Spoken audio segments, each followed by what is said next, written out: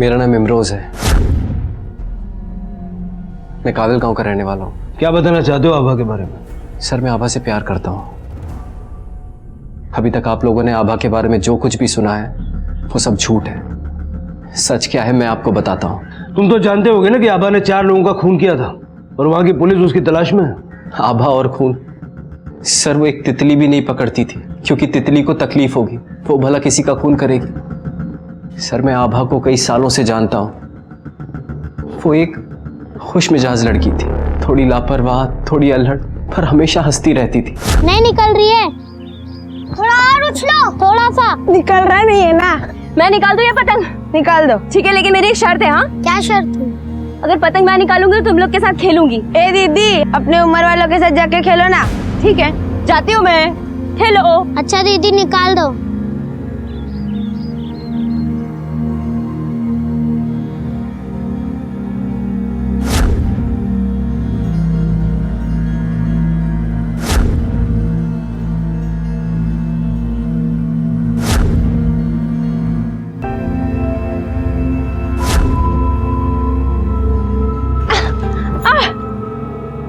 लो, चलो आजा, चलो खेले। चलो चलो। ओए,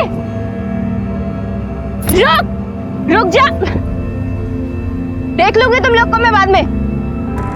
ओए, बीच में कहाँ खड़ा है? अरे सही तो कहा बच्चों ने, खेल बराबरी वालों में खेलना। हमारा खेल बहुत मजेदार है। मजा आएगा, ये पड़ेगी। ये पहली बार नहीं हुआ था। अब हर बार उनसे बच के निकल जाती थी, लेकिन उस दिन जब वो मेरे घर आई तो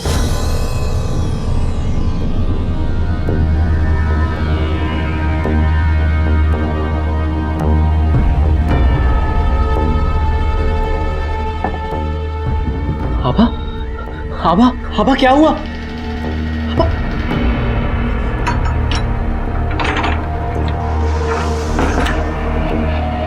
आभा हुआ क्या है? आभा कुछ बोलो। उठ, उठ, उठ। आभा, ये सब, आभा बोलो क्या हुआ?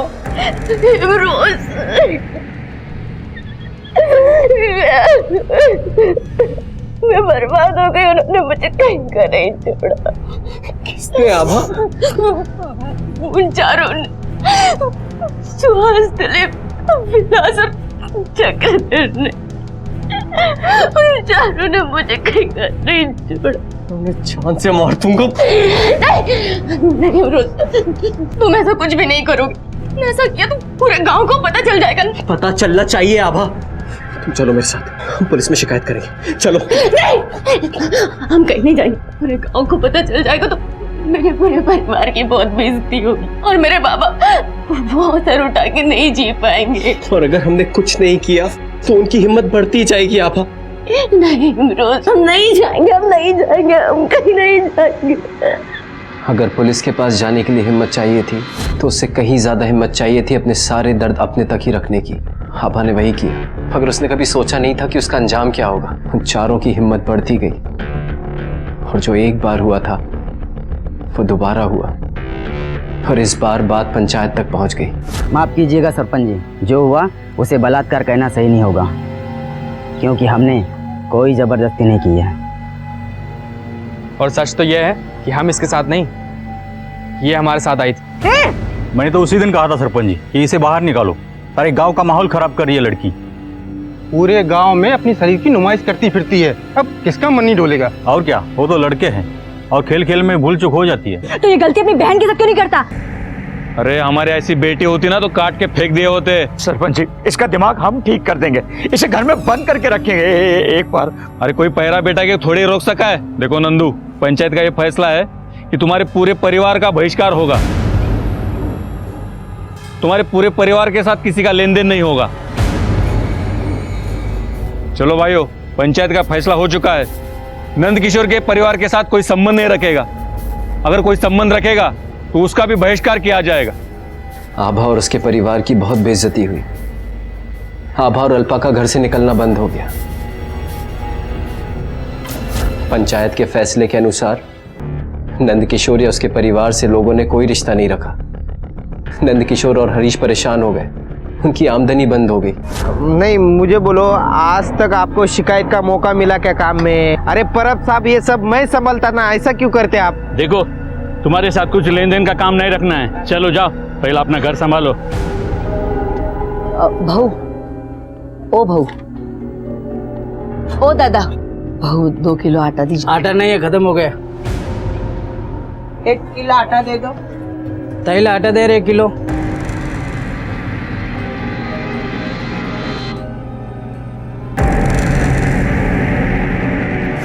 इसका पूरा गुस्सा घर में नंद किशोर और हरीश आभा पर उतारते। नहीं नहीं छोड़ूंगा नहीं छोड़ूंगा मैं। पागल हो गया क्या? अरे वो तो मरेगी मरेगी, तू भी जेल जाएगा। अरे बाबा, कम से कम 2 वक्त की रोटी तो मिलेगी जेल में। हाँ, आराम कर दिया अपना जीना इसने। छोड़ शांत हो जा, मैं सरपंच जी से एक बार फिर से बात करता हूँ। चल। नंद किशोर सरपंच से मिलने गए और उन दोनों के बीच एक ऐसा समझौता हुआ जिसके बारे में आभा या कोई भी सपने में भी नहीं सोच सकता था। उसी रात नंद किशोर और हरीश जबरदस्ती आभा को सरपंच के घर ले गए। पहली बार तो ऐसा लगा कि ये सब सिर्फ एक बार ही होगा, पर ये रोज होने लगा। सरपंच, गांव के दूसरे रसूख वाले लोग, उसके परिवार को अगर किसी से काम निकलवाना होता तो आभा को उनके साथ सोने के लिए भेज देते।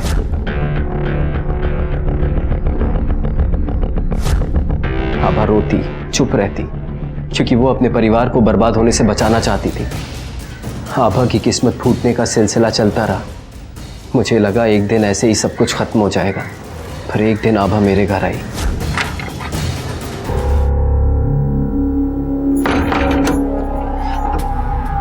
आभा, सब ठीक तो है ना?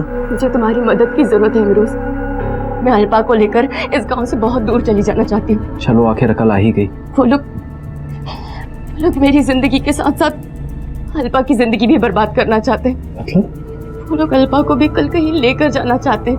मैं अपनी जिंदगी तो बचा नहीं पाई, लेकिन मैं अल्पा की जिंदगी बर्बाद नहीं होने दूंगी। ठीक है, मैं 1-2 दिनों में तुम्हारे भागने का और रहने का इंतजाम करता हूँ। 1-2 दिन का वक्त नहीं है इमरोज, वो जो भी करना है हमें आज ही करना होगा। अच्छा ठीक है, ठीक है, आज रात 9 बजे मैदान के पास मिलो।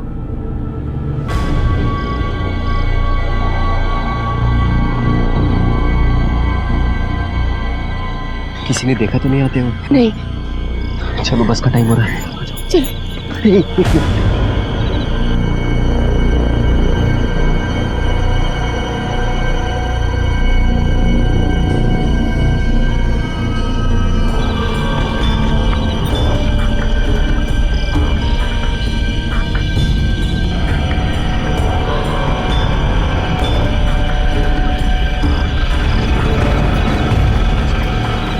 सर, उसे मैंने ठाणे मुंबई के अपने एक दोस्त का एड्रेस भी दिया था जहां वो रह सकती थी, अगर ना तो वो वहां गई, ना ही उसने कभी अपना फ़ोन ऑन किया। उस रात उनके जाने के बाद मुझे उनके बारे में तब सुनने में आया जब आप लोग उसे ढूंढते हुए गांव आए थे। अगर आभा उस रात चली गई थी तो फिर उन चारों का कत्ल उसने कब किया? इसका मतलब है कि आभा गांव में वापस आई थी। सर, ये मुमकिन ही नहीं है, क्योंकि अगर उन्हें गांव वापस आना होता तो मेरे अलावा उनका गांव में और कोई सहारा नहीं था। सर, आभा और अल्पा के जाने के 4 दिनों के बाद उन चारों की मौत हुई। इतना तो साफ है कि जिसने उन चारों को मारा है वो आभा का बदला लेना चाहता था। पूरे गांव में सिर्फ तुम ही हो जो उनकी तरफदारी में बोल रहे हो। कहीं ऐसा तो नहीं कि तुमने उन चारों को मार दिया? मुझे सिर्फ इसी बात का दुख है और गुस्सा भी कि मैंने उन चारों की जान क्यों नहीं ली। आभा ने तुम्हें छोड़ के दीपक से शादी कर ली। कहीं ऐसा तो नहीं है कि बदला लेने के लिए तुमने ही उन पे हमला करवाया?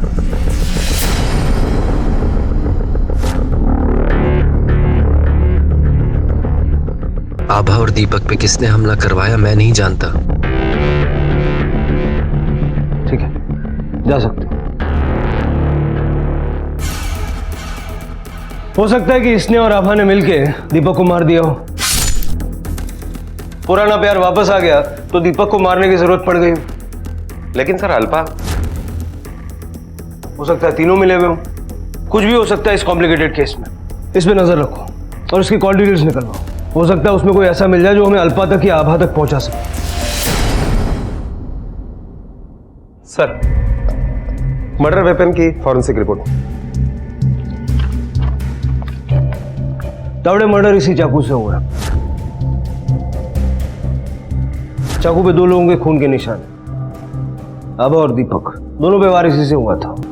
तावड़े, इस चाकू के ऊपर किसी अननोन किलर के फिंगरप्रिंट्स के साथ साथ आभा के निशान भी हैं। अगर मारने वाला कोई और था तो फिर आभा के फिंगरप्रिंट्स चाकू पे कैसे हैं? सर ये भी तो हो सकता है कि अपने डिफेंस में हाथापाई में वो चाकू आभा के हाथ आया हो। तावड़े, गाड़ी में दीपक और आभा के अलावा 2 लोग थे, रफीक और अल्पा। अल्पा फरार है। रफीक के फिंगरप्रिंट्स इस फिंगरप्रिंट से मैच करवाओ। Okay sir. इस केस की उलझनें दिन ब दिन बढ़ती जा रही थी। पुलिस की सारी थ्योरीज आभा के गुनहगार होने की तरफ इशारा कर रही थी, लेकिन इमरोज के आने के बाद यह समझ में आने लगा था कि आभा गुनहगार नहीं बल्कि विक्टिम है। पर फिर भी शक के दायरे से कोई बाहर नहीं था। थाने की पुलिस ने काबिल गांव की पुलिस को इमरोज के बयान के बारे में बता दिया था और काबिल गांव की पुलिस ने नए सिरे से पूछताछ शुरू कर दी थी। पुलिस इमरोज और रोहन दोनों पर नजर रखे हुए थी। हालांकि इमरोज के कॉल रिकॉर्ड से यह साबित हो गया था कि उसके और आभा के बीच कोई बात नहीं हुई थी, लेकिन शक के दायरे में सभी थे, इमरोज, आभा, नंद किशोर और हरीश और खुद अल्पा। लेकिन इस केस की विक्टिम, गुनहगार और गवाह थी दोनों बहनें आभा और अल्पा, और दोनों का ही कुछ पता नहीं चल पा रहा था। आभा अल्पा को ढूंढने निकली थी। अल्पा कहाँ है? मैं भी आपसे यही पूछने वाला था कि अल्पा कहाँ पे? और अल्पा किसी की कैद में थी। आखिर कौन था जो अल्पा को प्रताड़ित कर रहा था? क्या दुश्मनी थी इसकी अल्पा से? और तभी पुलिस को एक फोन कॉल आया।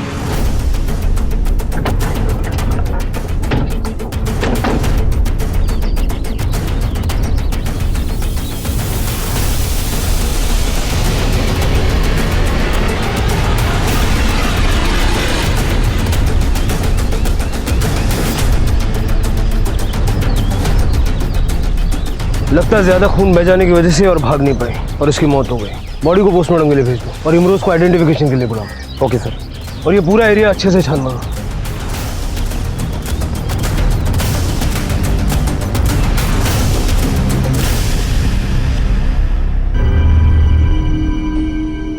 सर यही आभा, आभा, आभा। अरे पार्टी चल रही है, पार्टी, आइसक्रीम पार्टी। चल चल चल, मैं तुझे बाद में फोन करता हूँ, मेरी आइसक्रीम खत्म हो गई। चल बाय बाय बाय। ठीक। आभा, तुम्हें अपनी आइसक्रीम और स्वीट करनी है? जी नहीं। अल्पा, हाउ स्वीट यार, तुम कितनी स्वीट हो अल्पा। पता है जीजू, है ना? एक बाइट। एक जीजू मैंने दे दी। अल्पा, मैंने नहीं दी। अरे एक बाइट में क्या यार? भाग अल्पा भाग। जीजू आप चुपचाप क्यों बैठे हो? क्या हुआ, मेरे जोक्स बहुत पकाऊ थे क्या? अरे कुछ नहीं, एक्चुअली मेरा सर दर्द हो रहा है। मेरे जोक्स इतने बुरे थे क्या जीजू? आपके सर में दर्द हो रही है? मैं चुप हो जाऊं?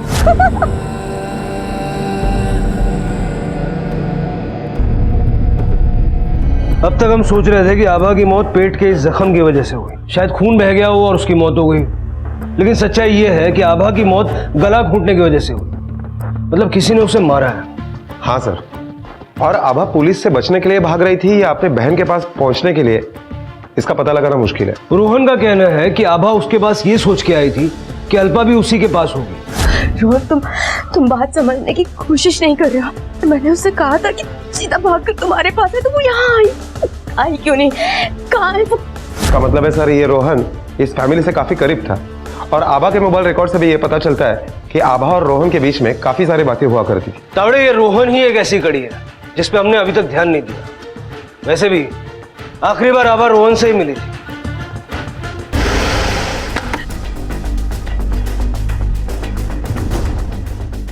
रोहन घर पे हो, पर बात क्या है? आओ देखिए तो जरा, पुलिस आई है। हाँ? अरे आप लोग सर, क्या हुआ? रोहन है क्या घर पे? हाँ है, अंदर सो रहा है। पर बुलाइए उसे। पर बात क्या है? मेरे बच्चे से कुछ गलती हुई है क्या? आप लोग तो ऐसे कह रहे हैं जैसे आपको कुछ पता ही नहीं है। क्या क्या पता नहीं हम लोगों को। आप लोग आभा को जानते हैं ना? आभा अल्पा की बहन ना? हाँ जानते हैं। क्या हुआ? आभा और उसके पति का मर्डर हुआ है और उसकी छोटी बहन अल्पा गायब है। क्या? क्या?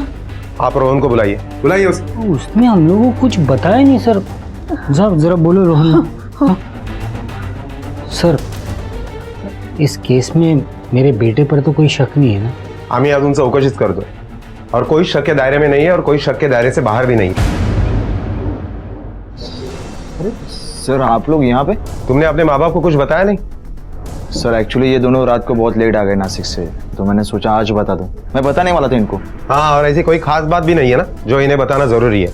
सर ऐसी कोई बात नहीं है। तुम पुलिस स्टेशन चलो। अरे मेरे बच्चे ने किया क्या है? आई बाबा की इंक्वायरी के लेके जा रहे हैं। अल्पा को ढूंढने में हमारी मदद हुई तो अच्छी बात है ना। काही टेंशन घेऊ नका, मी आलोच। नका टेंशन घेऊ, चलो।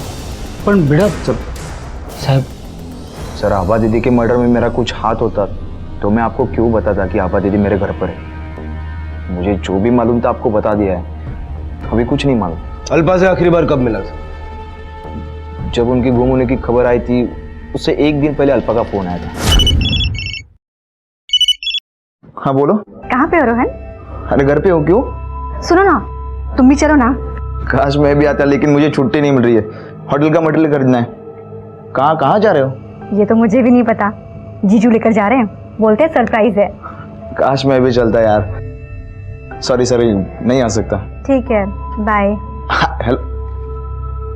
अरे काश मैं अल्पा के साथ जाता, कम से कम उसके साथ रहता मैं। अभी अल्पा कैसी है, किस हालत में, कुछ नहीं मालूम।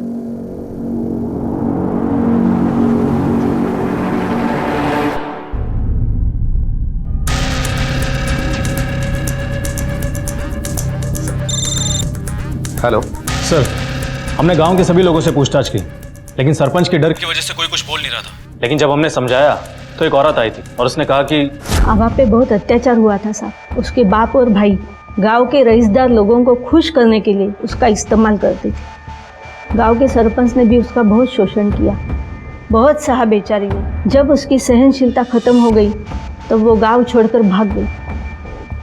सर, इमरोज ने हमें आभा और अल्पा के बारे में जो कुछ बताया वो सब कुछ सच है। काबिलगांव पुलिस ने यह कंफर्म किया। मैं बर्बाद हो गई, उन्होंने मुझे कहीं का नहीं छोड़ा। पंचायत का ये फैसला है कि तुम्हारे पूरे परिवार का बहिष्कार होगा। नंदकिशोर सरपंच से मिलने गए और उन दोनों के बीच एक ऐसा समझौता हुआ जिसके बारे में आभा या कोई भी सपने में भी नहीं सोच सकता था। उसके परिवार को अगर किसी से काम निकलवाना होता तो आभा को उनके साथ सोने के लिए भेज देते।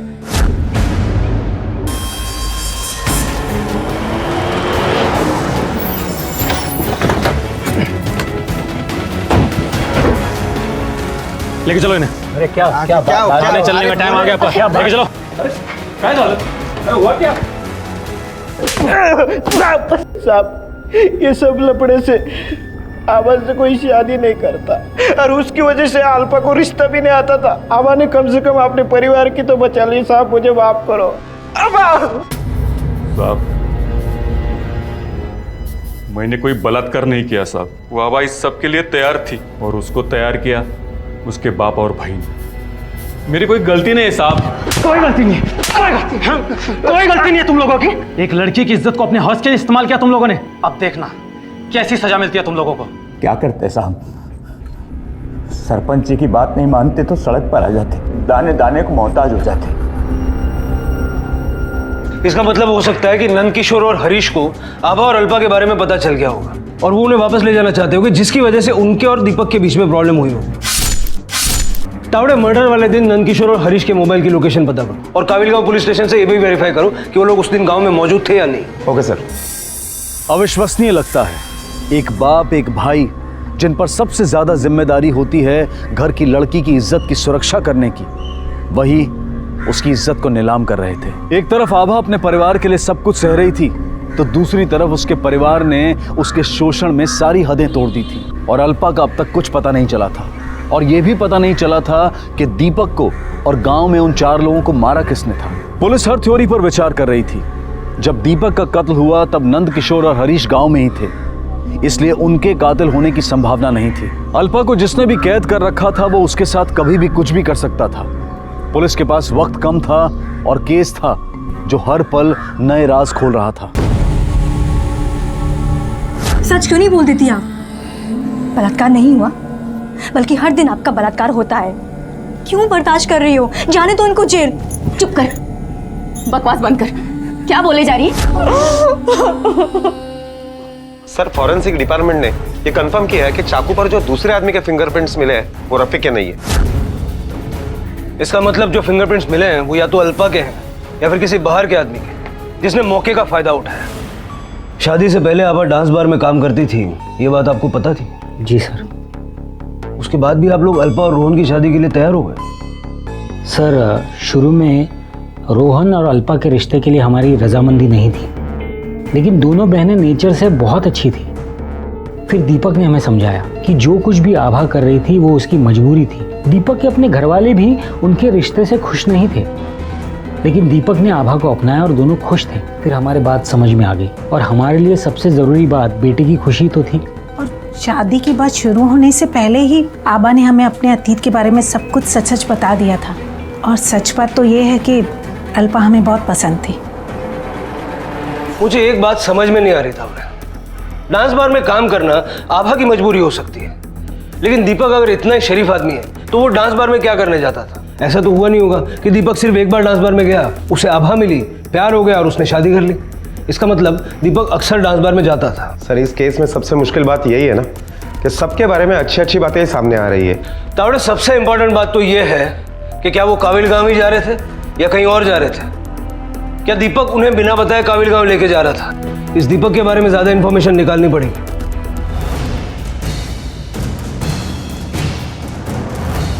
सर मैं और दीपक एक दूसरे के बारे में सब कुछ जानते थे। क्या उसके डांस बार जाने के बारे में भी? सर दरअसल उसको डांस बार मैं ही लेके जाता था। शुरू में सर वो मना करता था, लेकिन जब आभा भाभी से उसकी मुलाकात हुई तो सर फिर तो वो उन्हीं के चक्कर में जाने लगा।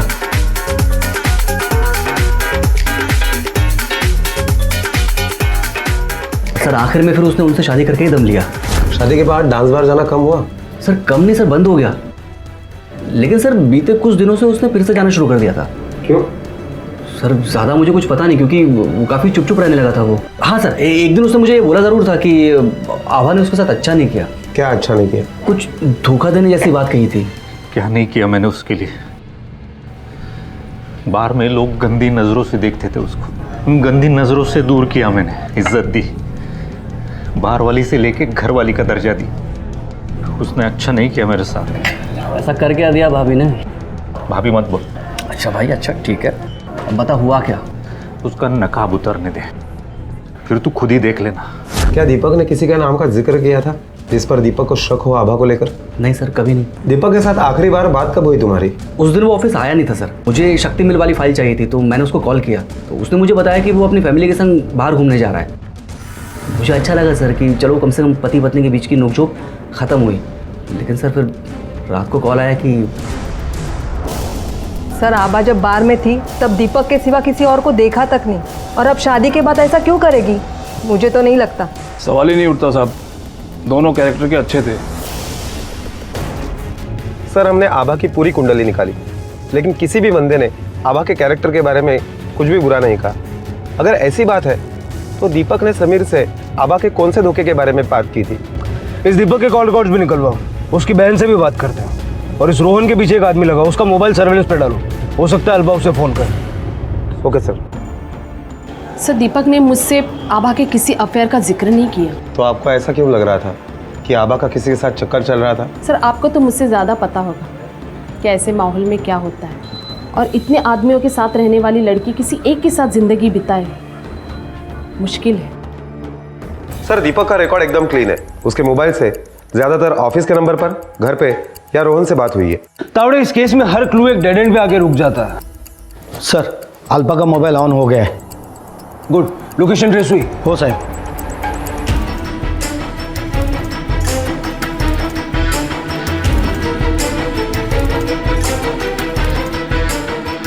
रोको रोको रोको रोको, लोकेशन तो यही का दिखाई दे रहा है। क्या हुआ सर? तुम्हारा मोबाइल कहाँ है? मेरे पास ही है, लेकिन हुआ क्या? तुम आभा, अल्पा और दीपक को जानते हो? नहीं। ये मोबाइल तुम्हारे पास कैसे आया? सर मेरा फ़ोन खो गया था, इसलिए मेरे बेटे ने मुझे महंगा फ़ोन खरीद कर दिया। पहचानता है इन्हें? कुछ याद आ रहा है? मैं नहीं जानता साहब ये लोग कौन है। वो मोबाइल कहाँ से लिया था तुम? सर मैंने वो सेकंड हैंड में लिया था सर। मेरे दोस्त का एक मोबाइल का दुकान है वहाँ से। ये मोबाइल तुझे किसने बेचा था? सर इतना तो याद नहीं है मुझे, लेकिन हाँ सर मैंने सीसीटीवी कैमरा लगवाया है। तावड़े पॉज करो। इस लड़के के हाथ में जो ब्रेसलेट है मैं कहीं देखा है।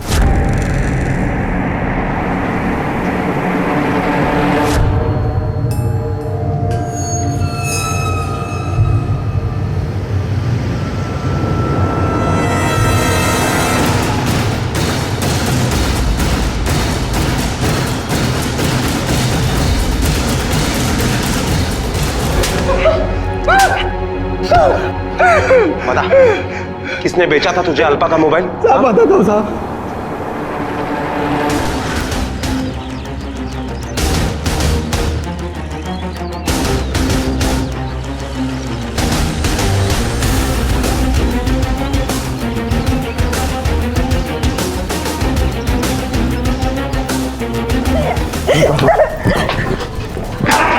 सर जा रहा सर।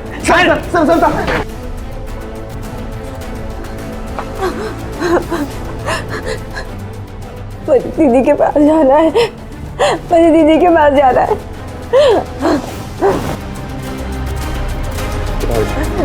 देखिए चलो।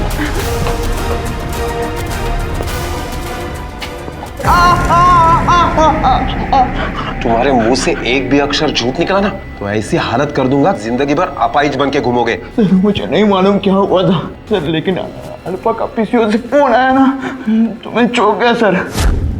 हेलो हेलो रोहन, रोहन तुम कहाँ पे हो? अल्पा क्या हुआ?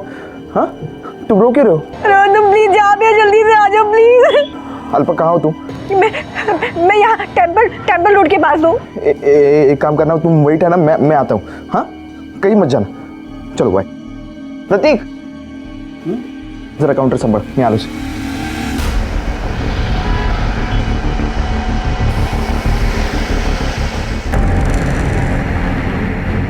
अल्पा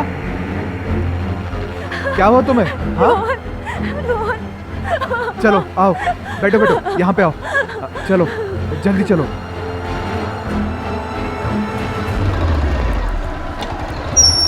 रोहन ये कौन सी जगह है, कहाँ लेकर जा रहे हो? अरे बाबा ये देखो, ये हमारे बॉस का वेयर हाउस है, इसकी चाबी मेरे पास है। यहाँ पे हमें कोई देखेगा नहीं। क्या क्या हुआ है मुझे बताना, टेंशन मत लेना। चलो आराम से बैठो।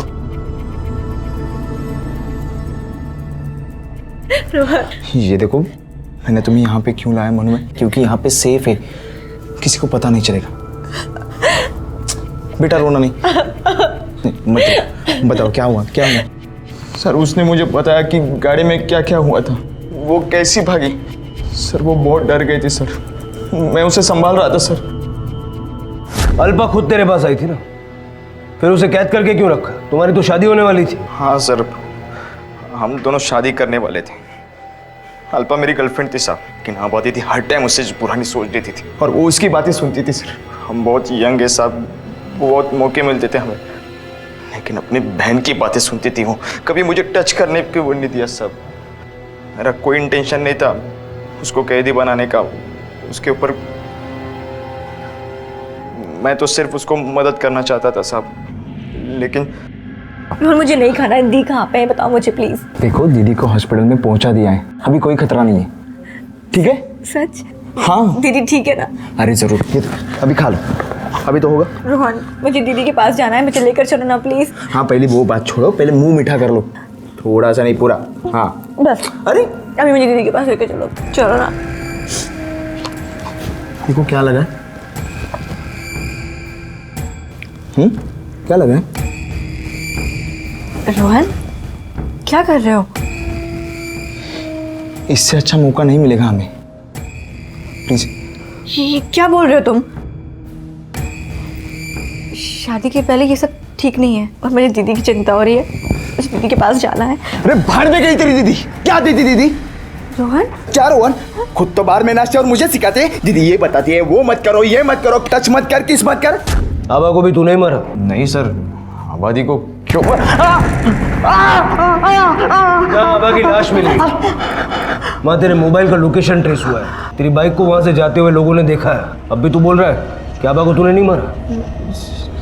सर मैं आबादी को नहीं मारना चाहता था सर। मेरे घर पर आए थे आबादी, वो मानने को राजी नहीं थी कि अल्पा मेरे पास नहीं है। मुझे पूरा डर था कि उसको शक ना हो जाए, इसलिए मैंने उससे झूठ कहा।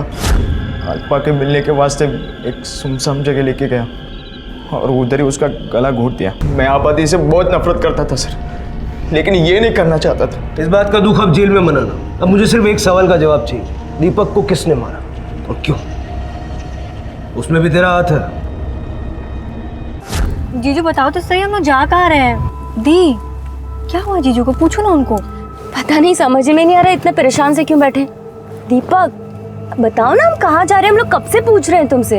अरे बता भी दो ना, कहाँ जा रहे हैं? जहन्नुम में। ये कैसा जवाब है, जहन्नुम में जा रहे हैं? देखो बता दो सही सही कहाँ जा रहे हैं, वरना मैं उतर जाऊंगी यहीं पर। वैसे भी मैं बताऊंगा तो तुम आना नहीं चाहोगी वहां पे। तुम्हारे सारे राज खुल जाएंगे ना। क्या मतलब?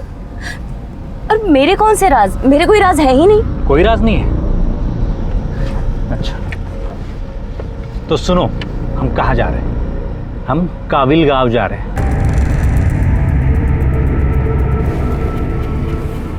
काबिल गांव? डर लग रहा है ना? राज खुलने का डर लग रहा है ना? कहीं तुम्हारा यार मेरे सामने तुमसे मिलने ना आ जाए, है ना? जीजू क्या बोल रहे हो आप? ये कैसी बकवास है? हाँ बकवास नहीं, सच है ये वो सच है जो तुम आज तक मुझसे छुपाती आ रही हो। क्या औकात थी तुम्हारी? डांस बार में नाचने वाली लड़की से घर की लक्ष्मी का दर्जा दिया मैंने तुम्हें जीजू, लेकिन फिर भी तुम्हारी हरकतों से तुम बाज नहीं आई, गुलछरे उड़ा रही हो। देखो दीपक, मेरा किसी के भी साथ कोई भी रिलेशन नहीं है। आभा, मुझे सब कुछ सच सच पता चल चुका है। 2 टके की औरत जिस थाली में खाती है उसी में छेद करती है। इससे अच्छा तो तुम टके टके में बिक रही थी ना, वही अच्छा था। तुम्हें तो मैं जिंदा नहीं। जीजू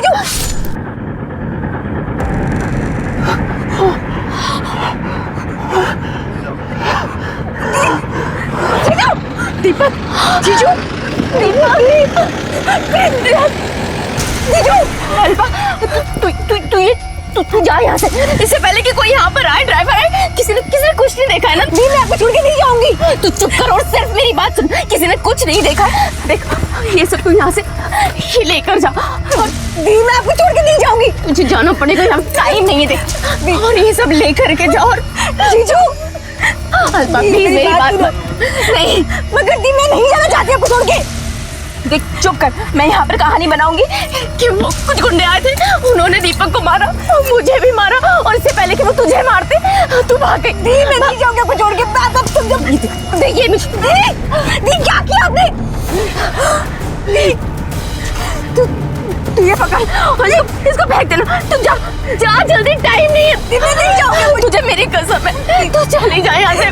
जीजू प्लीज अल्पा जा, भाग, टाइम नहीं है। रोहन के पास भाग जा।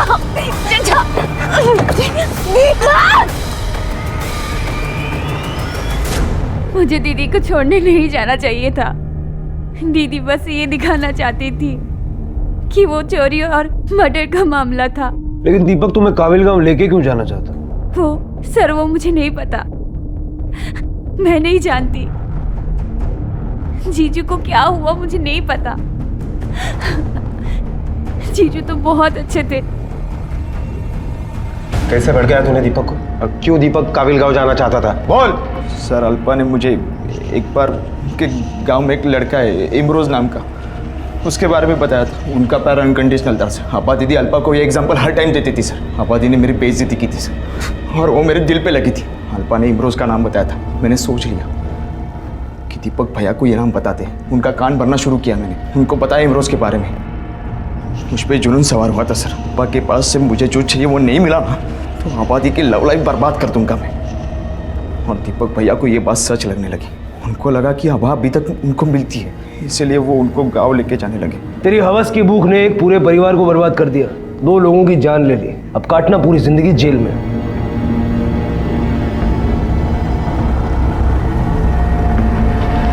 एक चुलबुली लड़की से शुरू हुई इस कहानी का अंत हुआ उसकी और उसके पति की मौत के साथ। लेकिन गलती किसकी थी?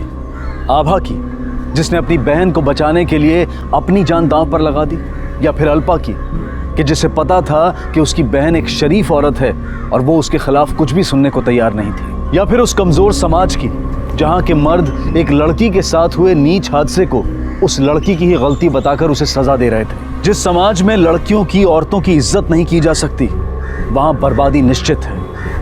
अल्पा को हिरासत में ले लिया गया और उससे मिलने उसकी मां आई।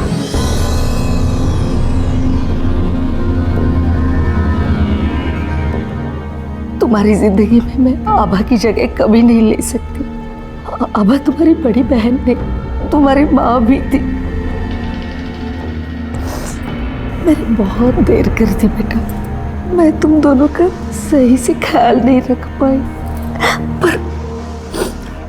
पर अब ऐसे नहीं होगा। अब मैं हमेशा तुम्हारा साथ दूंगी, हमेशा तुम्हारे साथ रहूंगी। हाँ? बुराई के खिलाफ आवाज ना उठाना भी एक जुर्म है। यहाँ आभा ने अपने परिवार की बदनामी के डर से सब कुछ सहा, लेकिन उसका अंत हुआ खुद आभा की मौत के रूप में। और उसकी मां की चुप्पी ने उसके भाई और पिता की हिम्मत भी बढ़ा दी थी। नंदकिशोर और हरीश को गिरफ्तार कर लिया गया और उन पर महिला की मानहानि के लिए मुकदमा चलेगा, और हम उम्मीद करते हैं कि उन्हें कड़ी से कड़ी सजा मिले। इस केस की उलझनें दिन ब दिन बढ़ती जा रही थी। पुलिस की सारी थ्योरीज आभा के गुनहगार होने की तरफ इशारा कर रही थी। ये बेहद जरूरी है कि अपने परिवार और आस पड़ोस की सुरक्षा के लिए हम हर गलत बात का विरोध करें।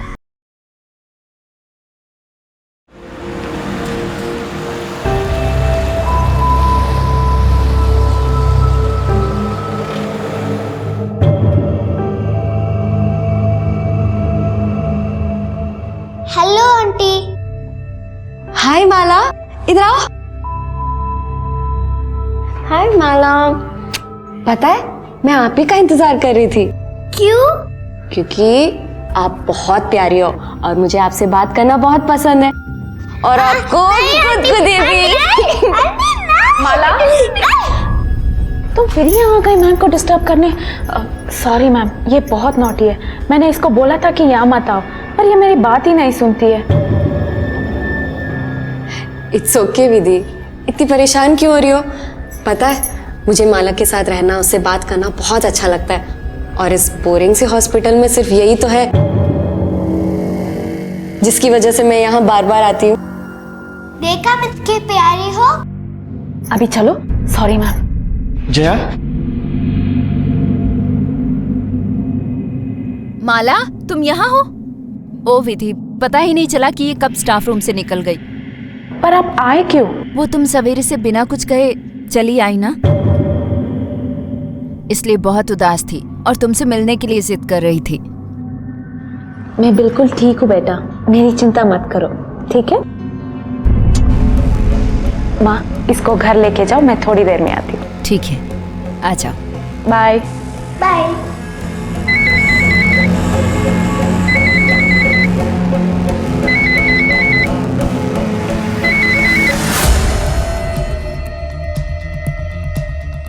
Hello,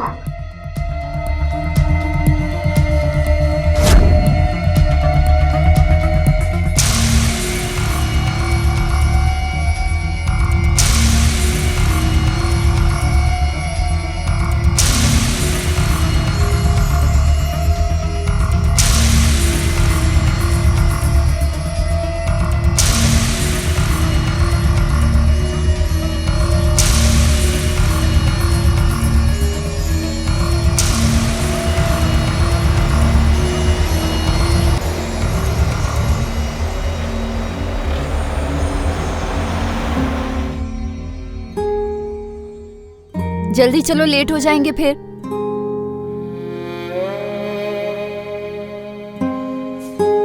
I'm going for dance class. ठीक है बेटा, अपना ख्याल रखना और ग्रैंड माँ को बिल्कुल परेशान मत करना, ठीक है?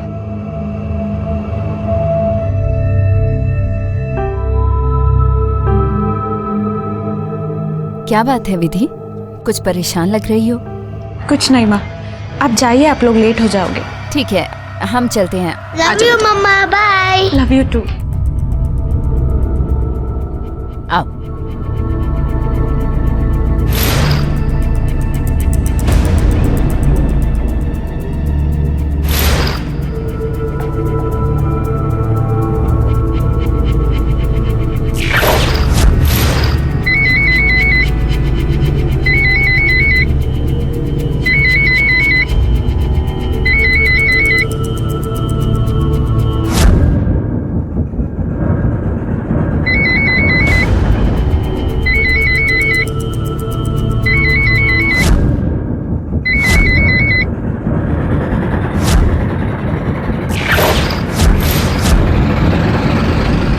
आज तो तुम्हारी प्रैक्टिस बहुत अच्छी थी, है ना? विधि! मम्मी!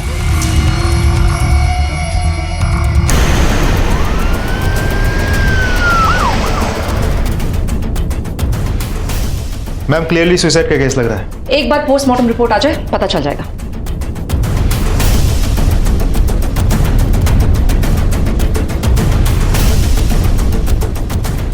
मैडम देखने से तो सुसाइड लग रहा है। क्या आप हमें वजह बता सकती हैं कि आपकी बेटी विधि ऐसा क्यों करेगी? नहीं, मुझे बस इतना मालूम था कि वो बहुत दिनों से परेशान थी। मैंने कई बार पूछा भी था उससे, पर उसने कुछ नहीं बताया। मेरी बेटी ऐसा नहीं कर सकती है, नहीं कर सकती है। कुमार, विधि की सारी डिटेल्स निकालो और आसपास में पूछताछ करो। Okay ma'am. Vidhi wellness hospital में नर्स थी। तुम ऐसा करो कि विधि की सारी डिटेल्स निकालो, स्पेशली उसकी फैमिली हिस्ट्री। मैं और टीम हॉस्पिटल पे फोकस करते हैं। Okay ma'am. विधि के बारे में कुछ जानती हैं आप? सब उसे बहुत पसंद करते थे। और उसका हस्बैंड? वो तो उसे छोड़कर चला गया। हस्बैंड के जाने के बाद बेटी की देखभाल बहुत अच्छी तरह से करती थी। विधि तुम्हारी दोस्त थी ना? हाँ सर, विधि मेरी बहुत अच्छी फ्रेंड थी। कुछ दिन से काफी परेशान थी। डेफिनेटली वर्क रिलेटेड होगा सर। अगर पर्सनल होता तो वो मुझसे जरूर शेयर करती। और पर्सनल लाइफ सर, वो और उसकी बेटी थे। एक्सक्यूज मी, डॉक्टर सुदाना का ऑफिस का है?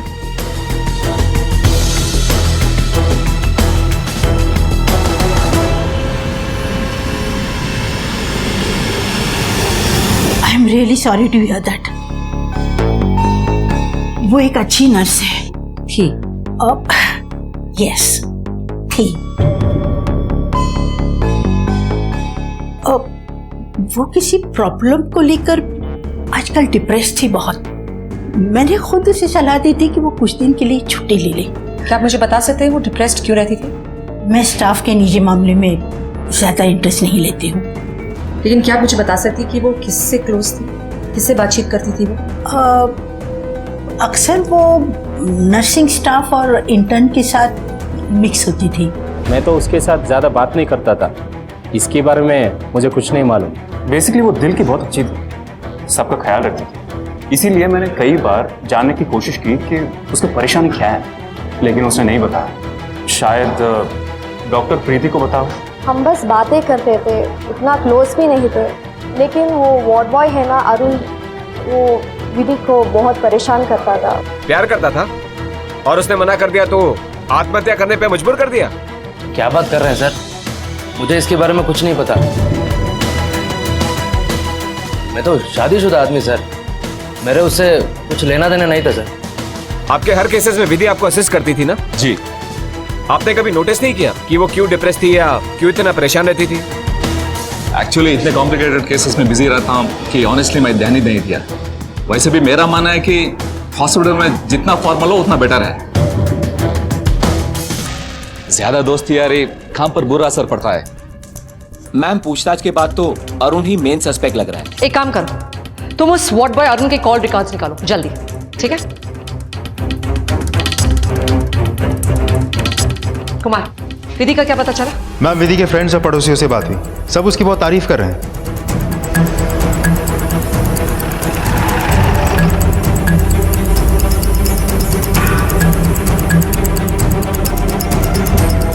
तुम पीछे जाओ और तुम ऊपर। अरुण कहाँ है? बुलाओ उसे। साहब वो नहीं है साहब। कहाँ गए? पता नहीं साहब।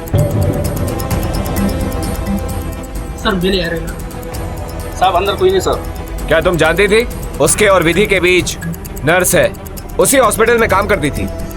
अरुण ने उसे काफी तंग किया। पता नहीं साहब, जहाँ भी जाते हैं हर जगह पे कोई ना कोई कांड कर ही देता है। उसकी वजह से सब कुछ छोड़ के फिर से नई जगह पे जाना पड़ता है साहब।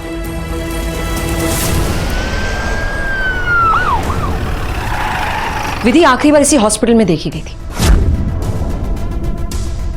यहां से वो सीधा घर गई और घर जाके उसने सुसाइड कमिट किया। बेटर यही होगा कि आप लोग ही सच बता दो हमें, फिर हम तब तक पूछताछ करते ही रहेंगे जब तक सच हमारे सामने नहीं आता। एक एक से पूछेंगे, पेशेंट से भी, और फिर चाहे इस हॉस्पिटल की इज्जत की धज्जियां उड़ जाए, हमें कोई फर्क नहीं पड़ता। देखिए मैडम, हम अपने हॉस्पिटल की बदनामी क्यों चाहेंगे? आपके पीछे मैंने इन सब से पूछताछ की है मैडम। ये डेफिनेटली किसी बाहर के आदमी का काम है मैडम। जिसका भी काम है हम पता लगा के ही रहेंगे। बंद करना पड़ेगा हॉस्पिटल। अगर सच्चाई दुनिया के सामने आ गई तो एक तो मुश्किल से हॉस्पिटल मुनाफा कर पा रहा है, उस पर ये सारी कंट्रोवर्सीज।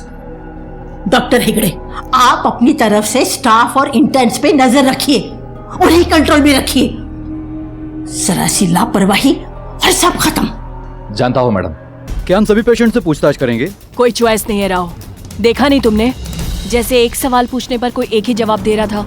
ये लोग तो मुंह खोलने से रहे, इसलिए पेशेंट से बात करनी ही पड़ेगी, स्पेशली डिस्चार्ज पेशेंट से। एक काम करो, सबका एड्रेस फाइंड आउट करो और उनसे बात करो। Yes ma'am. मैडम, मुझे शायद यहाँ नहीं होना चाहिए, लेकिन विधि एक अच्छी इंसान थी। मैं ये नहीं जानता हूँ कि इस बात का ताल्लुक उसके डेथ के साथ है या नहीं, लेकिन मैं जानता हूँ कि उसका अफेयर किसके साथ था। प्लीज सर, मुझे जाने दीजिए। ठीक है, जाओ। अमान विधि, मैं जानता हूँ तुम मुझे पसंद करती हो। I know you like me too. फिर क्यों ऐसा शर्माना, दूर भागना?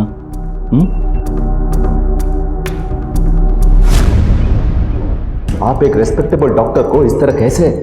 हम तुम्हारे प्रोफेशन पे सवाल नहीं उठा रहे, तुम्हारे कैरेक्टर पे सवाल उठा रहे। हमें पता है तुम्हारे और विधि के अफेयर के बारे में। प्लीज आप इस बात को बाहर आने मत दीजिए। मेरी फैमिली है, सोसाइटी में रेस्पेक्ट है। उसकी मौत कैसे हुई? तुमने मजबूर किया ना उसे खुदकुशी करने के लिए, ताकि उससे छुटकारा पा सको, राइट? नहीं मैडम, मैं ऐसे क्यों करूंगा? सच तो यह है कि मैं इस अरेंजमेंट से खुश था। सब कुछ ऐसे ही जारी रखना चाहता था। ये सब उस अरुण वही परेशान करता था दीदी को, इसीलिए सुधा मैडम ने उसे हॉस्पिटल से निकाल दिया था। राव मैम, अरुण का पता जल्द से जल्द लगाओ। मुझे उसके फोन रिकॉर्ड, स्ट्रैंगुलेशन रिकॉर्ड सब चाहिए तुरंत। मैम, विधि की फैमिली पूरी तरह से क्लीन है, कुछ भी सस्पिशियस नहीं है। ओके, और पेशेंट्स का लिस्ट? ये मेरे पास है, मैं उन्हीं लोगों से बात करने जा रहा हूँ। Keep me updated. Okay ma'am. आप कितने दिन थे हॉस्पिटल में? मैं मलेरिया ट्रीटमेंट के लिए 3-4 दिन हॉस्पिटल में थी।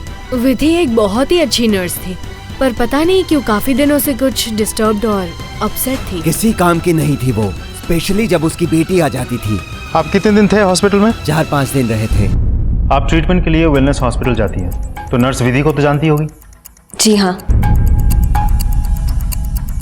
विधि बहुत अच्छी है, वो मेरी बहुत हेल्प करती है। एक्चुअली मैं वहाँ फर्टिलिटी ट्रीटमेंट के लिए गई थी। तुम फिर यहाँ गई मैम को डिस्टर्ब करने? सॉरी मैम, ये बहुत नॉटी है। लेकिन कुछ दिन बाद मैंने ट्रीटमेंट बंद कर दी। और क्या? जाने दो जया। नहीं गिरीश, आई एम फाइन। उसके बाद जब मेरी ट्रीटमेंट शुरू हुई। जया जल्दी, 11 की अपॉइंटमेंट है। आई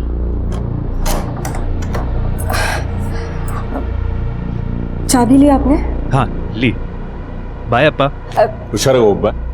अम्मा बंदे 1 निमिष। प्रसाद तो ले लो पहले।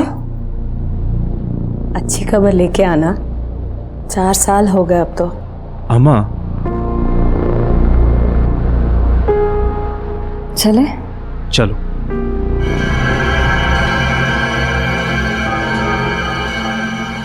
जया, जया क्या हुआ? अरे देखा, प्रसाद खाया और डॉक्टर के पास जाने से पहले ही खुशखबरी। गिरीश, जया क्या हुआ? जया बेटा,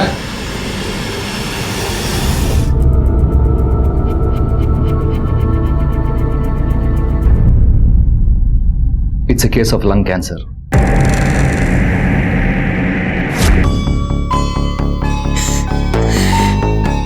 रोना बंद कर दो जया। इसलिए मैंने मना किया था कि जया से क्वेश्चनिंग ना हो। देखिए I am sorry but questioning बहुत जरूरी है। विधि ने सुसाइड कमिट किया है। क्या? माय गॉड, विधि की फैमिली, बेचारी माला। क्या पिछले कुछ दिनों में आपने विधि के बिहेवियर में कुछ चेंजेस देखे हैं? जरा डिटेल में बताएंगे आप लास्ट कब गए थे टेस्ट के लिए? हेवी डोज है but everything is going on smoothly. कोई टेंशन लेने की जरूरत नहीं है, कल तक होश आ जाएगा। We have our interns working 24/7 here in shifts. Doctor Tarun को तो आप जानते ही है, ये है doctor Preeti. Any help, anything, you can always call them. Don't worry, हम यहाँ पर हैं। वैसे भी जया मैम काफ़ी स्ट्रांग है, जल्दी रिकवर हो जाएंगी।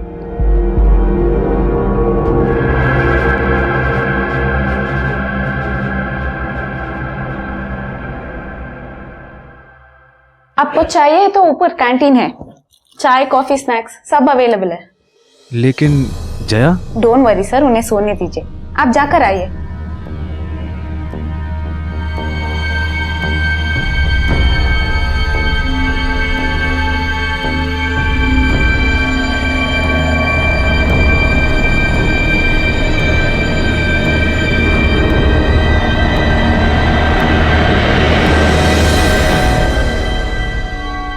This is not looking good.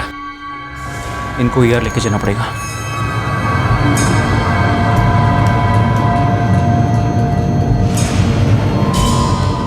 Preeti, doctor Hegde को बुलाइए, इट्स वेरी अर्जेंट। क्या हो रहा है ये? Is she all right? Preeti, prepare the ER fast. कोई बताएगा मुझे? Is she all right?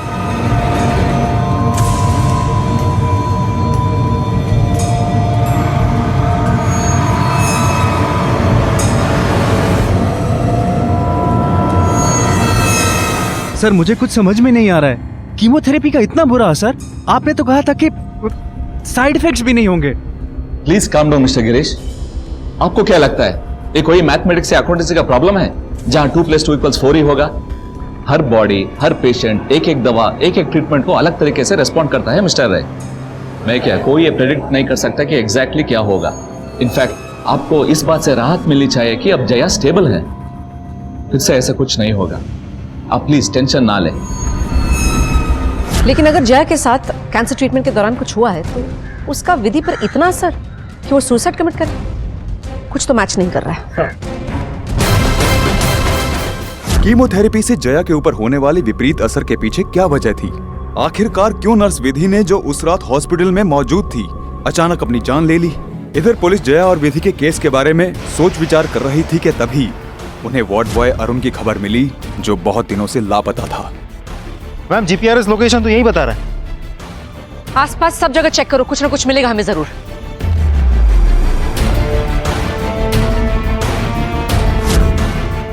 Ma'am ये देखिए,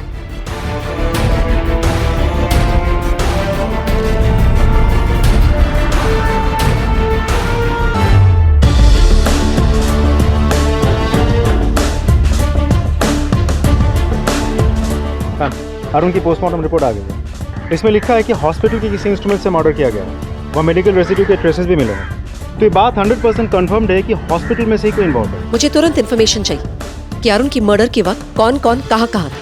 मुझे ऐसा लग रहा है कि विधि की सुसाइड से अरुण के मर्डर का जरूर कोई कनेक्शन। तो ये बात साफ है, या तो हॉस्पिटल का कोई स्टाफ मेंबर या कोई पेशेंट हमसे कोई बहुत बड़ी बात छुपा रहा है। I need information immediately. Okay ma'am. आइए बैठिए please. Ma'am Girish Rai, she is my wife Jaya Rai. आप लोग वेलनेस हॉस्पिटल के बारे में कुछ बताना चाह रहे हैं हमें? अगर मैं गलत नहीं हूं तो आप लोग वहां फर्टिलिटी ट्रीटमेंट के लिए गए थे। जी वो मेरी वाइफ को कैंसर है, इसीलिए हमने फर्टिलिटी ट्रीटमेंट रोक दी, क्योंकि जया पर कीमोथेरेपी शुरू की गई। फिर एक दिन पहले हमें पता चला कैंसर अभी भी है।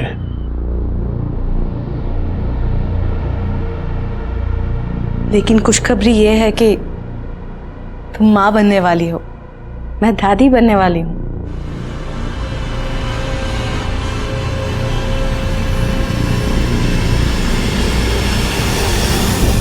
शायद पहली बार 3-4 महीने पहले जब हम डॉक्टर के पास गए थे और कैंसर का पता चला था, उससे पहले बच्चा कंसीव हुआ होगा।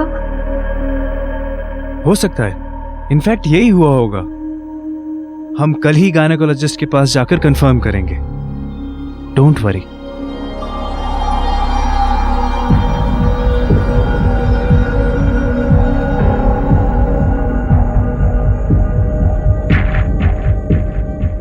कॉन्ग्रेचुलेशंस, आप करीबन 2 मंथ्स प्रेग्नेंट हैं।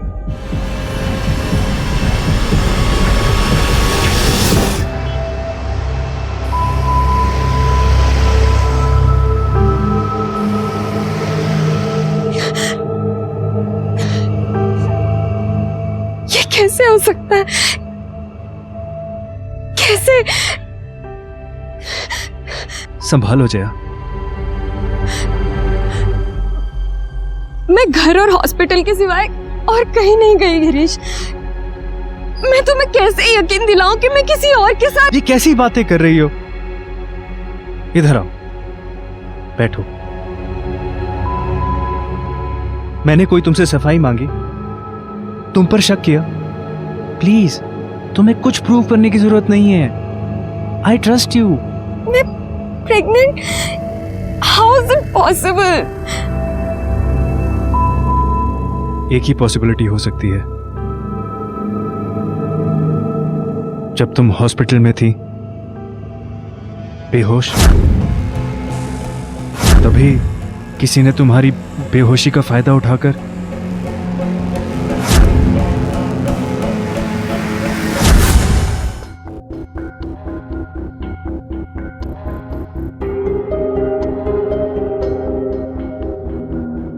जया, जया, उठो जया।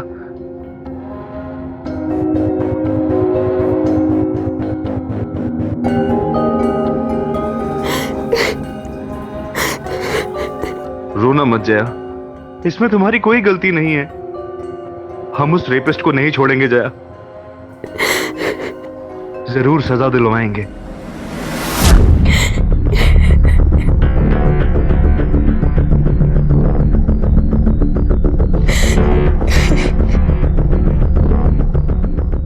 सॉरी जया, समझ सकती हो कि तुम पर क्या बीत रही होगी।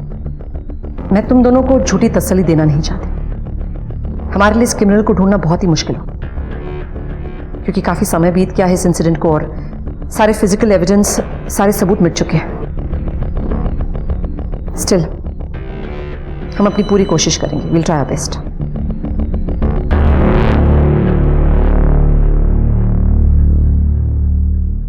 राव, मुझे लग रहा है कि ये दोनों केसेस ना कनेक्टेड हैं। जया के साथ हुआ बलात्कार और विधि की आत्महत्या, और इन दोनों केसेस का अरुण की मर्डर के साथ कुछ कनेक्शन है। हो सकता है विधि ने कुछ ऐसा देखा हो जिसकी वजह से उसे चुप रहने की धमकी दी जा रही हो और फिर उसने आत्महत्या कर ली। एक काम करो, हॉस्पिटल पे 24 घंटे नजर रखो, लेकिन सबसे पहले उस डॉक्टर सुधा नायक और हेगड़े को मेरे सामने लाओ। बताओ, जया के साथ हुआ बलात्कार और विधि की मौत का क्या कनेक्शन है? बोलो। बलात्कार? ये आप क्या कह रही हैं? मैं कुछ नहीं जानती। ऐसा कुछ हुआ ही नहीं, कोई रेप नहीं हुआ है सर। तुम इतने यकीन के साथ कैसे कह सकते हो? बोलो। क्योंकि ऐसा कुछ मैं होने ही नहीं दूंगी। और अगर तुम्हें बलात्कार के बारे में पता था और तुमने हमसे छुपाया, तो सजा तो तुम्हें भी होगी, क्योंकि ऐसे घिनौने जुर्म को छुपाना भी बहुत बड़ा जुर्म होता है। वैसे भी सबूत है हमारे पास। याद रहे, किसी को एक खबर नहीं होनी चाहिए। ये बात इस रूम से बाहर नहीं जाएगी। अगर गलती से भी किसी को पता चला तो खासकर पेशेंट की फैमिली को सब खत्म हो जाएगा। Is that understood? सर, मैं सब कुछ बताना चाहता था, लेकिन सुधा मैडम ने धमकाया कि वो मेरे और विधि के बारे में मेरी पत्नी को बता देगी। मेरे पास और कोई चारा नहीं था।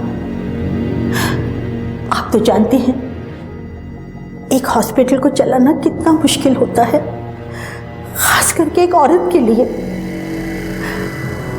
एक औरत होने के नाते आप मुझे समझने की कोशिश कीजिए। एक औरत होने के नाते तुमने समझने की कोशिश की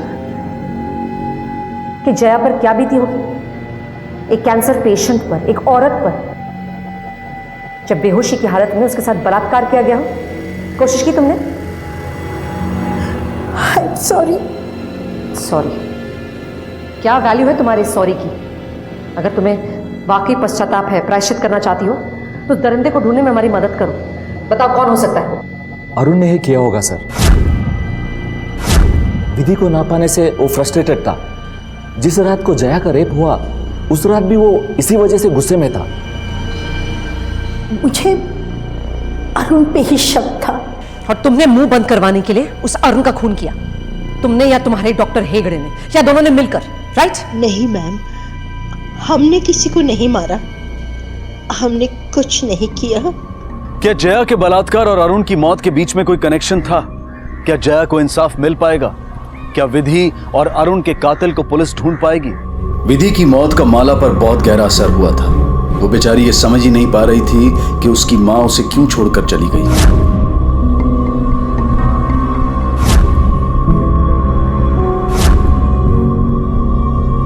इधर गिरीश अपनी पूरी कोशिश कर रहा था कि वो जया को खुश रखे ताकि वो उस हादसे को भूल जाए और अपनी जिंदगी को फिर से नॉर्मल तरीके से जिए।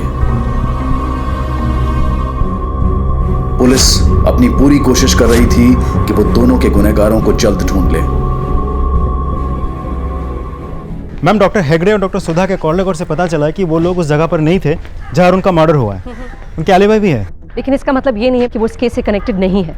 हो सकता है उन्होंने किसी को हायर किया हो अपनी तरफ से ये काम करने के लिए, या दूसरा ये हो सकता है कि रेपिस्ट को पता चल गया कि अरुण ने उसे देख लिया, इसलिए उसने अरुण का मर्डर कर दिया। हो ना हो, ये तीनों केसेस ना रेप से ही कनेक्टेड है, क्योंकि शुरुआत हुई है रेप से, उसके बाद सुसाइड, उसके बाद मर्डर। मुझे लगता है अगर हमें रेपिस्ट मिल गया ना तो ये तीनों केस झट सॉल्व हो जाएंगे, और उसके लिए एक तरीका है मेरे पास।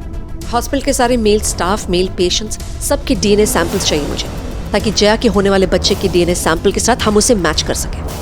तुम ऐसा करो, तुम अरुण के बारे में पता लगाओ, उसके सारे डिटेल्स चाहिए मुझे, किससे मिलता था वो, उसके दुश्मन कौन कौन थे, वगैरह वगैरह। तब तक मैं इन दोनों केसेस को जोड़ने की कोशिश करूँ। ओके।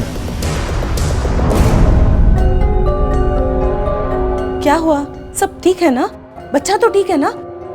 कीमोथेरेपी का बच्चे पे बुरा असर पड़ सकता है, इसीलिए डॉक्टर ने बच्चा गिराने की सलाह दी है।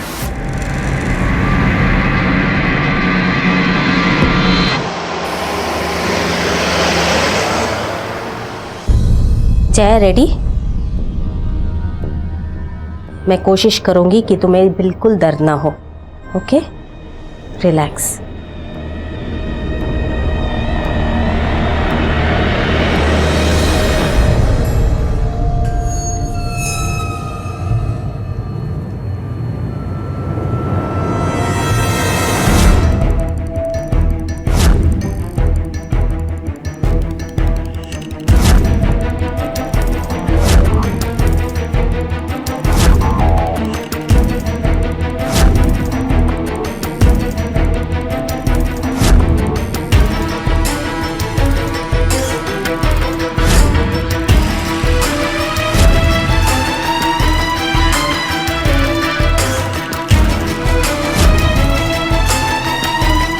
इंस्पेक्टर शेट्टी।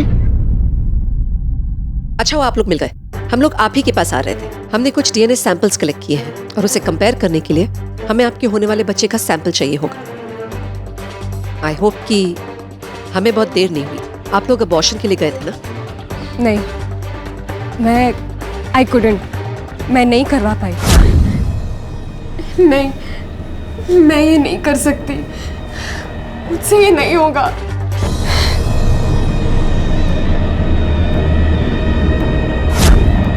अब हम डीएनए सैंपल की मदद से आपके गुनहगार को जरूर ढूंढ पाएंगे। मैम, खबरी ने एक इन्फॉर्मेशन दी है, जहां अरुण का मर्डर हुआ था वहां किसी और को भी देखा गया था। हमें पता चल गया है, लेकिन तुम्हारे मुंह से सुनना चाहते हैं। बोलो। हाँ मैडम जी, मैंने ही मारा था उसको, मैंने ही सब कुछ किया था।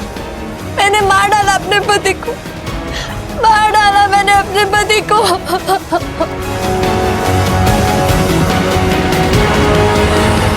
मेरी जिंदगी खराब कर दी थी उसने। शादी के बाद एक दिन या एक रात मैंने सुकून से नहीं बीता। हमेशा वही लड़ाई झगड़ा, लड़कियों को छेड़ना और पता नहीं क्या क्या करता था। इसलिए तुमने उससे इतनी बेरहमी से मारा? तंग आ गई थी मैं उसकी हरकतों से। आपके पूछताछ करने के बाद 1-2 दिन के बाद वो आया था घर और मैंने उससे पूछा भी था। रुको, कौन सा कांड करके आए हो? किस लड़की को छेड़ा है तुमने? मैं कुछ नहीं किया यार। क्या कुछ नहीं किया है? अगर कुछ नहीं किया तो पुलिस बार बार घर क्यों आ रही है? मुझे पता नहीं। क्या पता नहीं?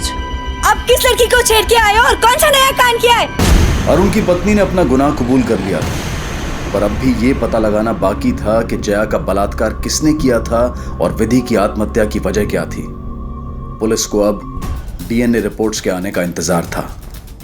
DNA test report madam. कुछ मैच हुआ? जी मैडम।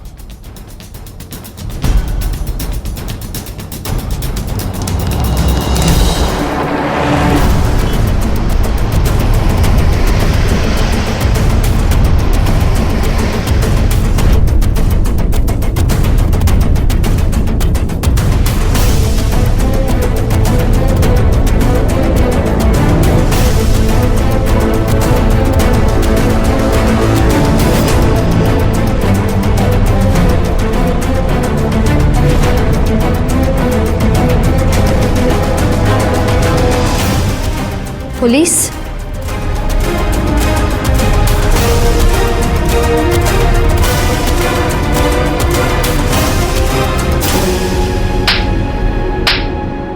बता, मुंह खोलने को तैयार है या फिर?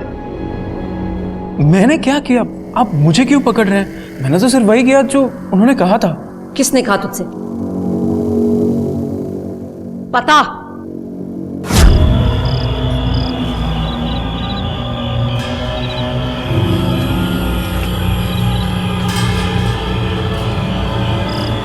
मुझे यहाँ क्यों बुलाया? मुझे पता है कि तुम्हें पैसों की जरूरत है, बस मेरी छोटी सी मदद कर दो। मिस्टर गिरीश, चल शुरू हो जा। बोल, तेरी कहानी क्या है? ये रेप का पूरा प्लान तेरा था? नहीं, मैंने रेप नहीं करवाया। मैं तो अपनी बीवी से बहुत प्यार करता हूँ सर। झूठ बोल रहा है तू। ऐसे तू प्यार कहता है? नहीं मैडम, सच में मैं अपनी बीवी से बहुत प्यार करता हूँ। हम क्यों माने तुम्हारी बात? मैं क्यों अपनी बीवी का रेप करवाता? मैं तो बस अपना एक बच्चा चाहता था, इसलिए मैं विधि से मिला हूं। मुझे यहाँ क्यों बुलाया? मुझे पता है कि तुम्हें पैसों की जरूरत है, बस मेरी छोटी सी मदद कर दो। मुझे कुछ ही दिन पहले पता चला है कि प्रॉब्लम मुझ में है, जिसकी वजह से मैं कभी बाप नहीं बन सकता हूँ। फिर मैंने सोचा कि जया तो माँ बन सकती है ना, इसलिए मैं आपसे मदद मांगने आया। जया तुम्हारे हॉस्पिटल में फर्टिलिटी ट्रीटमेंट के लिए आती है। तुम्हें मौका देकर उसका आर्टिफिशियल इंसेमिनेशन करना होगा ताकि जया प्रेग्नेंट हो जाए और मेरी कमजोरी किसी को ना पता चले। प्लीज हेल्प मी।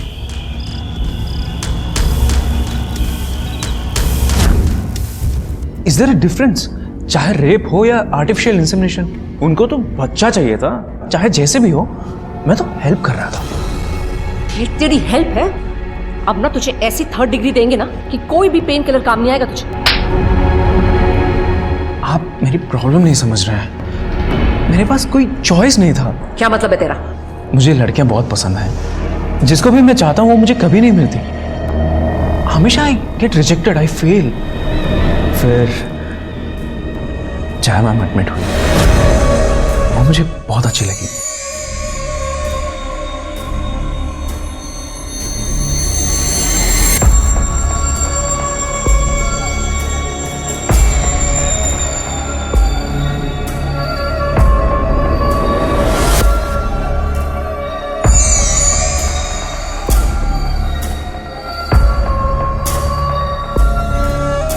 फिर एक दिन विधि आई, उनको आर्टिफिशियल इंसेमिनेशन करवाना था जया मैम का। जैसे मुझे पता चला कि जया को कैंसर है। It's a case of lung cancer. मैं तुरंत ये प्लान कैंसिल करवाना चाहता था। मैंने विधि को फोन भी किया, उसने मेरा कॉल पिक भी नहीं किया। मुझे मौका मिल गया अपना प्यार जताने का।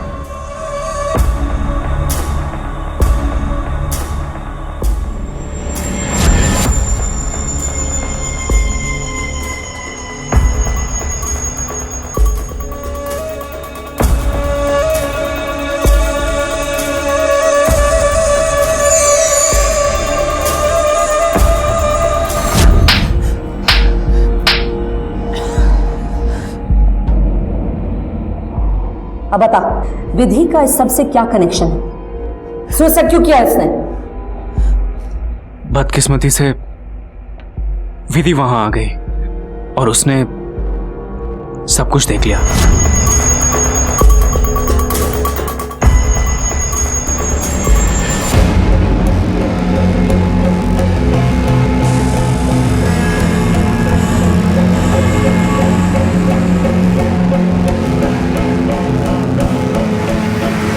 लेकिन रेप होने के बाद उसने मुझे कॉल किया। सर, ओ डॉक्टर तरुण ने जया मैम का रेप कर लिया। क्या? सर, मैंने उसका सिर्फ आर्टिफिशियल इंसेमिनेशन में हेल्प मांगा था, पर वो I didn't know he would rape us sir. और मुझे वो धमकी दे रहा है, वो सब कुछ सबको बता देगा। मैं क्या करूं, मुझे समझ में नहीं आ रहा है सर। देखो विधि, तुम्हें चुप रहना होगा। मैं कभी ऐसा नहीं चाहता था कि जया के साथ ऐसा हो। प्लीज विधि, देखो तुम्हें कितने पैसे चाहिए बोलो, मैं दूंगा, लेकिन तुम्हें चुप रहना होगा। तूने ये बात छुपाकर उसे सुसाइड करने के लिए फोर्स किया, तूने हमसे बातें छुपाई, ये तेरा प्यार है? बिलीव मी मैडम, मैं सिर्फ आर्टिफिशियल इंसेमिनेशन चाहता था, लेकिन तरुण ने। मैंने कहा था उसे कि अपना मुंह बंद रखे, लेकिन बेवकूफ वो जाकर डॉक्टर हेगड़े को सब कुछ बता दिया और फिर डॉक्टर हेगड़े ने सुधा मैम को सब कुछ बता दिया। आखिर में हुआ क्या? वही जो मैंने बताया था। सबने मिलकर विधि का ही मुंह बंद कर दिया और सारे मामले को दबा दिया। जब उन्हें विधि से खतरा महसूस हुआ तब उन्होंने धमकी दे देकर उसे सुसाइड करने पर मजबूर कर दिया और मैं बच गया। बच गए थे? अब नहीं। तुम जैसे दरिंदे को ऐसी सजा मिलेगी ना, जिंदगी भर तुम जेल की सलाखों के नीचे रहोगे। अपनी कमजोरी छुपाने के लिए इतना बड़ा नाटक क्यों गिरीश, क्यों? मुझसे एक बार बात तो कर लेते, शायद हम कुछ कर पाते, लेकिन तुमने तो। आई एम सॉरी जया, मुझे नहीं पता था कि ऐसा कुछ होगा। बच्चा तो मैं भी चाहती थी, लेकिन ऐसे। मैं तुम्हें सिर्फ खुश देखना चाहता था जया। बस गिरीश, मुझे तुम्हारी और कोई बात नहीं सुननी। Jaya, I am sorry. लगभग हर विवाहित जोड़े को बच्चे की चाह होती है और ये स्वाभाविक भी है। हर कोई चाहता है कि उसका परिवार आगे बढ़े, खुशियां दुगनी हो जाएं, लेकिन ये चाहत इतनी ना बढ़ जाए कि उसके लिए झूठ और फरेब और जुर्म का सहारा लेना पड़े। गिरीश की चाहत की वजह से कई जिंदगियां बर्बाद हो गईं और अब गिरीश और जया अपनी बिखरी हुई जिंदगी को समेटने की कोशिश में जुट गए हैं। वेलनेस हॉस्पिटल के डीन और डॉक्टर्स जो इस केस से जुड़े थे, उन सभी को सस्पेंड कर दिया गया और उन्हें सजा भी हुई। डॉक्टर तरुण को और अरुण की पत्नी को उम्र कैद की सजा हुई। अब मैं अनूप सोनी आपसे विदा लेता हूं, फिर मुलाकात होगी अगले एपिसोड में एक और चौंका देने वाले केस के साथ। तब तक अपना और अपने परिवार का ख्याल रखें और देखते रहें क्राइम पेट्रोल डायल 100। सबक एक को सीख हम सबको। जय हिंद। क्राइम पेट्रोल के और भी दिलचस्प कहानी देखने के लिए हमारे चैनल को सब्सक्राइब करें और बेल आइकॉन दबाना न भूलें।